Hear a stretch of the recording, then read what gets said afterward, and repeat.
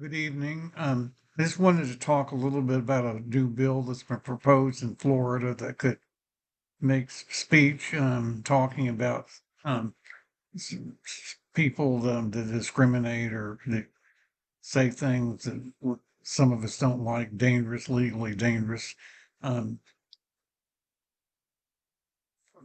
First, let me just go to, as always, my images.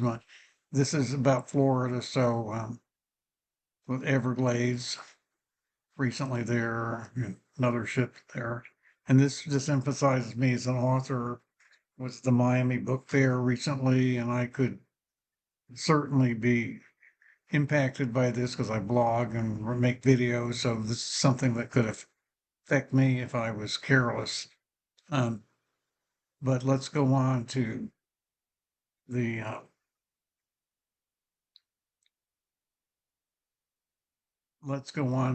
issue. The bill is called the bill.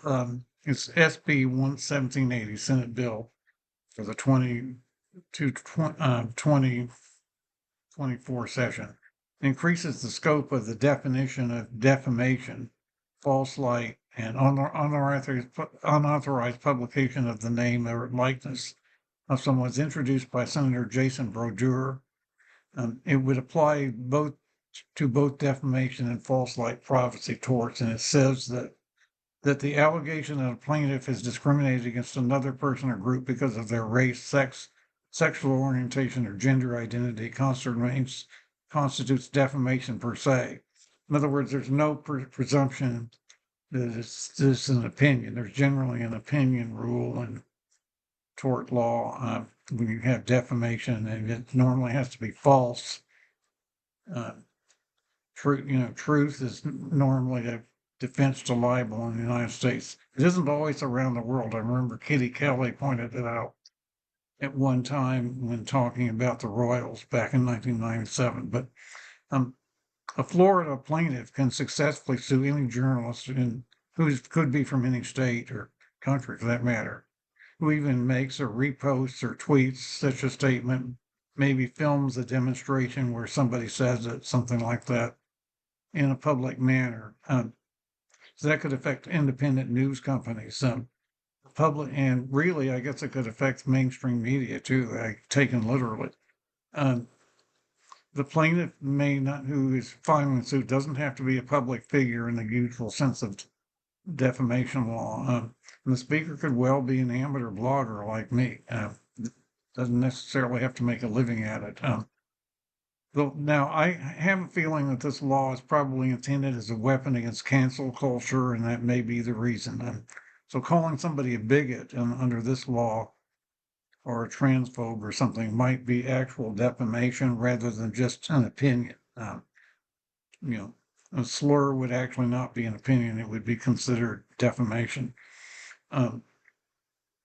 In 2023, this particular senator had introduced a bill requiring paid bloggers, and that probably means bloggers who have advertisers who wrote about publishers to public officials to register with the state. Now that could be of concern to blogging platforms. It's rather dangerous if somebody would actually introduce anything like that.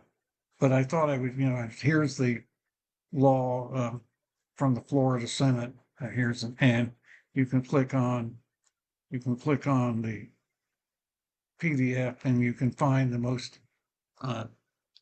provocative sentences, I think, is on page 5. But the allegation that a plaintiff is someone filing the suit that is discriminated against another person or group because of their race, sex, sexual orientation, or gender identity constitutes defamation per se. And that's the provision that's getting all the attention.